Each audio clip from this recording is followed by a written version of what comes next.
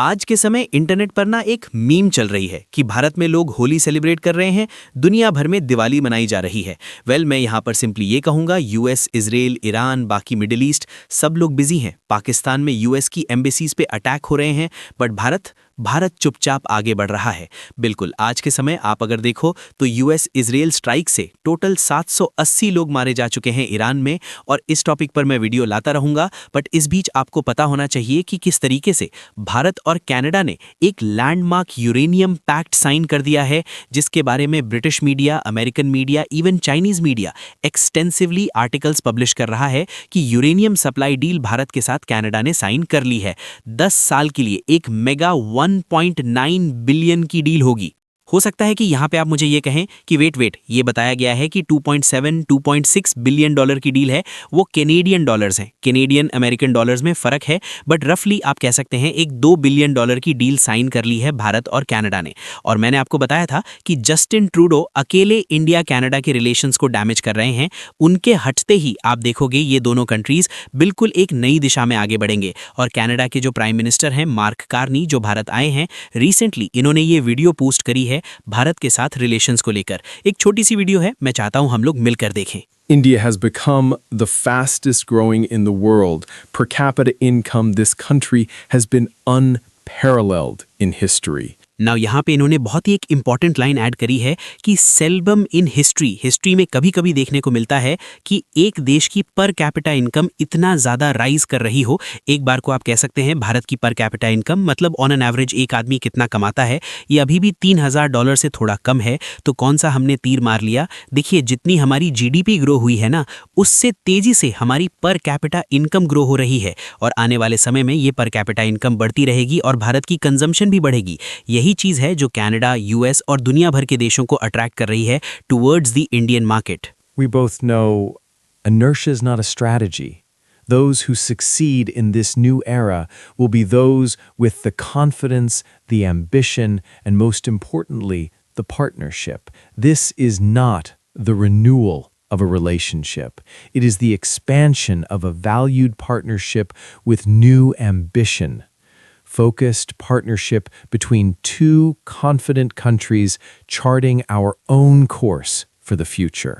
ये बहुत ही एक इम्पॉर्टेंट इन्होंने यहाँ पे वर्ड्स यूज़ किए हैं भारत के लिए कि रिन्यूअल हो रहा है दोनों कंट्रीज़ की पार्टनरशिप का। जो भी इससे पहले निज्जर के इशू को लेकर जो प्रॉब्लम सामने आई थी, हालांकि मुझको बोलना पड़ेगा कुछ कैनेडियन ऑफिसर्स ने इस विजिट के दौरान भी भारत के रिगार्डिंग कुछ स्टेटमेंट्स दी, बट आप देखोगे मार्क कार्नी की सरकार इंडिया में इस टॉपिक को कहीं से भी डिस्कस नहीं कर रही। जो भी पुराना जस्टिन ट्रूडो का बैगेज था कि भारत पे आरोप लगा देना कि जी भारत चाइना रशिया की तरह एक बहुत ही बड़ा खतरा है कनाडा के लिए, और पता नहीं क्या अनाप शनाप बातें बोली गई थी उस वक्त भारत के बारे में, कनाडा क्लियरली उसके अब आगे जा रहा है। रीजन इसका एक अगेन बहुत बड़ा ये है कि भारत $2 बिलियन पे कर रहा होगा कनाडा को यूरेनियम की सप्लाई के लिए। ये यूरेनियम भारत इस्तेमाल करेगा न्यूक्लियर एनर्जी बनाने के लिए अपने देश में। और एक नोट करने वाली बात यह है कि मार्क कार्नी की विजिट को ना चाइना की मीडिया ने प्रॉपरली फॉलो किया है। ग्लोबल टाइम्स ने भी इस पर एक आर्टिकल पब्लिश किया है, एक्चुअली 2-3 आर्टिकल्स पब्लिश किए हैं। चाइना डेली ने भी रिपोर्ट किया है कि बात सिर्फ यहाँ पर यह नहीं हो रही कि कनाडा अपना यूरेनियम बेच देगा भारत को। बाय द वे, वैसे मैं आपको ये बता दूं, चाइना ने साल 2012 में बड़ा प्रयास किया कि कनाडा के साथ इनकी यूरेनियम को लेकर डील हो जाए, बट यूएसए की आपत्ति की वजह से और कुछ और फैक्टर्स की वजह से ये डील हो नहीं पाई और चाइना कैनेडियन यूरेनियम एक्वायर नहीं कर पाया। भारत को ये यूरेनियम मिल रहा होगा और कनाडा बहुत ही लिमिटेड देशों को यूरेनियम एक्सपोर्ट करता है। इसमें हो गया यूरोप के देश हो गए, नेदरलैंड्स, उसके अलावा ग्रेट ब्रिटेन और कुछ और कंट्रीज आप कह लीजिए जो बहुत ज़्यादा करीब हैं यूएस और यूरोप के। सिर्फ उन्हीं कंट्रीज को कनाडा ये यूरेनियम एक्सपोर्ट करता है, क्योंकि आप समझ लीजिए यूरेनियम आप जब भी किसी कंट्री को एक्सपोर्ट करते हैं, एक खतरा बना रहता है कि कल को ये यूरेनियम हथियार बनाने के लिए भी इस्तेमाल हो सकता है। बट भारत के केस में ये लोग जेन्युइन ट्रस्ट दिखा रहे हैं कि ये यूरेनियम पीसफुल पर्पस के लिए ही इस्तेमाल होगा। उसके अलावा आप अगर देखो तो भारत के साथ कनाडा का जो ट्रेड है ये अभी भी $10 बिलियन से कम है। इसको बढ़ाकर दोनों देश चाहते हैं कि इनका आपसी ट्रेड 50 बिलियन हो जाए 2030 तक। ये एक बहुत ज़्यादा एम्बिशियस टारगेट है। अभी ट्रेड $8 बिलियन के आसपास है और आने वाले 4 से 5 साल में इसको 50 बिलियन का करने का प्लान है। और आई थिंक ये कनाडा कर सकता है। रीज़न बहुत ही सिंपल है, यूएसए पर डिपेंडेंस कनाडा अपनी कम करना चाहता है। ये बात Chinese media, Chinese geopolitical experts भी नोट कर रहे हैं कि Canadian PM visits India to repair ties, reduce US reliance. ये बात देखिए चाइना को काफ़ी सूट करती है कि जो ट्रेडिशनल यूएस एलाय हैं अब यूएसए पर इतना भरोसा नहीं करते लॉन्ग टर्म ट्रेड के लिए।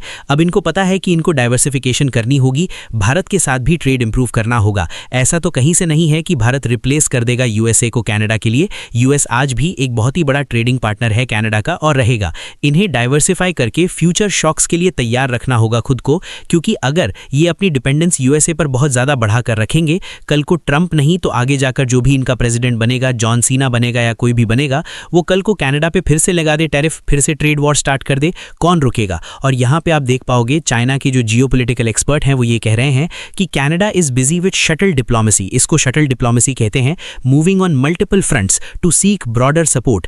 इसमें भारत और इवन एशिया के जो बाकी कंट्रीज हैं, चाइना के साथ फॉर एग्जांपल रिसेंटली कनाडा ने एक डील अनाउंस करी थी, ट्रंप ने उसके बाद धमकी दे दी कि अगर ये डील करेंगे तो हम कनाडा को दंडित करेंगे। उसके बाद कनाडा ने यू टर्न लिया, अब ये भारत के पास आए हैं। भारत के साथ इनको उम्मीद ये है कि यूएस को प्रॉब्लम नहीं होगी कि अगर ये इंडिया के साथ डील करते हैं इस टाइप की। तो चाइना प्रॉपरली ये बात नोट कर रहा है कि कनाडा मल्टीपल फ्रंट्स पे इस वक्त आज के समय पार्टनर्स ढूंढ रहा है to mitigate the impact of the US policies. Why? It's geographic proximity, क्योंकि देखिए कनाडा और यूएस ज्योग्राफिकली तो बिल्कुल करीब हैं। वो चीज़ एक बहुत बड़ी प्रॉब्लम है कनाडा के लिए कि इनकी यूएस के अलावा कोई और इंपॉर्टेंट नेबरिंग कंट्रीज है नहीं। बट ओटावा जो कैपिटल है कनाडा की, Ottawa is likely to continue pursuing greater strategic autonomy in an effort to secure more strategic space. और इसके लिए हम देख रहे हैं कि कनाडा ने अब बड़ा यू टर्न लिया है। पुराने जो भी गिले शिकवे थे ये भूलकर इंडिया के साथ एक लॉन्ग टर्म डीपर पार्टनरशिप बनाना चाहते हैं।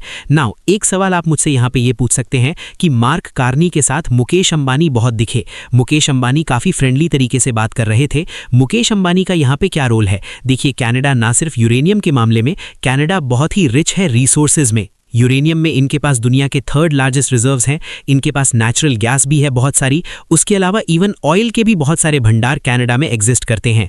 कनाडा चाहता है हर जगह ये भारत को एनर्जी सप्लाई करे, क्योंकि भारत जितना ग्रो करेगा, पर कैपिटा इनकम जितनी बढ़ेगी, जीडीपी जितनी बढ़ेगी, उतना यहाँ पर एनर्जी की हंगर बढ़ने वाली है।